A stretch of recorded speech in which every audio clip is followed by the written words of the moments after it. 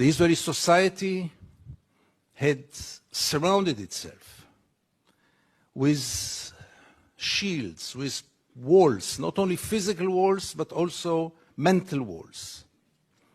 I don't want to get into it because it's another lecture, but I'll just give the 3 principles which enable us Israelis to live so easily with this brutal reality. A, most of the Israelis, if not all of them, deeply believe that we are the chosen people. And if we are the chosen people, we have the right to do whatever we want.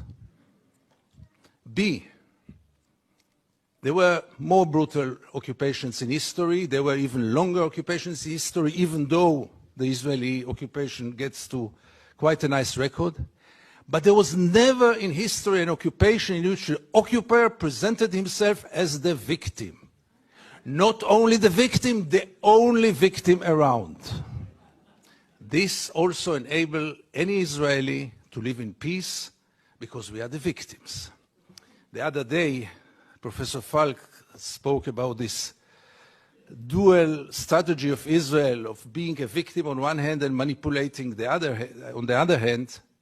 After what happened in Paris and in Copenhagen with the terror attacks, Benjamin Netanyahu came with the notion all the Jews must come to Israel. It's the safest place for the Jews in the world. It's a shelter for the Jews in the world. Which is wrong, because Israel is today the most dangerous place on earth for Jews. But let's put it aside. It was only 24 hours later when he said Israel is an existential threat under the Iranian bomb. And I asked myself, how can you dare call Jews to come and to join this suicidal project when the Iranians are going to bomb us?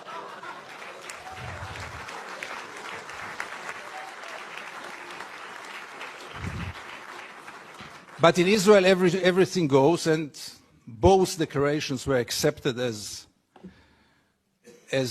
the only truth. And here I get to the 3rd set of values which enable us Israelis to live in peace with the occupation. And this is maybe the most crucial one and the worst one. We said victimization, we said chosen people. When I say victimization, it goes without saying we have to mention the Holocaust and the unforgettable Mrs. Golda Meir that the American jury had exported to Israel. She said once, this unforgettable woman, that after the Holocaust, the Jews have the right to do whatever they want. But the 3rd set of values is the most dangerous one, and this is the systematic dehumanization of the Palestinians, which enable us Israelis to live in peace with everything, because if they are not human beings like us, then there is not really a question of human rights. And if you scratch under the skin of almost every Israeli, you will find it there. Almost no one will treat the Palestinians as equal human beings like us. I once wrote that we treat the Palestinians like animals, and I got so many protest letters from animal rights organizations. Rightly so. But by the end of the day, how many Israelis did ever try for a moment to put themselves in the place of the Palestinians for a moment, for one day?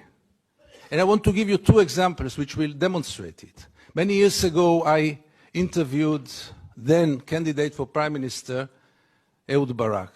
And I asked him a question which I try to ask in any occasion. Mr. Barak, what would have happened if you would have been born Palestinian? And Barak gave me then the only honest answer he could give me. He said I would have joined a terror organization. What else would have he done? Would he become a poet? He doesn't know to write poems. Would he become a pianist? He's quite a bad pianist, and I doubt if he would have become a collaborator, because he is a fighter. And it became a scandal, because how can you dare to put Ehud Barak to think what would have happened if he would have become a Palestinian? And the second incident, briefly, Second Intifada, the city of Jenin, the most closed city in the West Bank, real total siege. I go out from Jenin, I come to the checkpoint, a Palestinian ambulance is parking there with the red lights. I stand after him. No cars can get out of Jenin in those days. No cars can get in. And I wait. The soldiers are playing Begamon in the tent. Usually I know myself. It's better that I don't get into a confrontation with the soldiers because it always ends up very badly. So I stayed in the car. But after 40 minutes I couldn't take it. And I went out to the car, from the car. I went first to the Palestinian ambulance driver and I asked him, what's going on? He told me that's the routine. They let me wait 1 hour until they come and check the ambulance. And I couldn't take it anymore. And I went to the soldiers. It became a confrontation. But the question that I asked them, which really brought them to direct their weapons toward me, was one. What would have happened if your father would have been lying in this ambulance? This freaked them out. They lost control. How can I dare to compare between their father and the Palestinian in the ambulance? And this set of beliefs that they are not human beings like us enable us, Israelis, to live in so much peace with those crimes, ongoing crime for so many years, with losing any kind of humanity, values. I heard today people talk about Jewish values. I must be frank with you, I don't know what are Jewish values. I know what are universal values. Let's not get into it, really.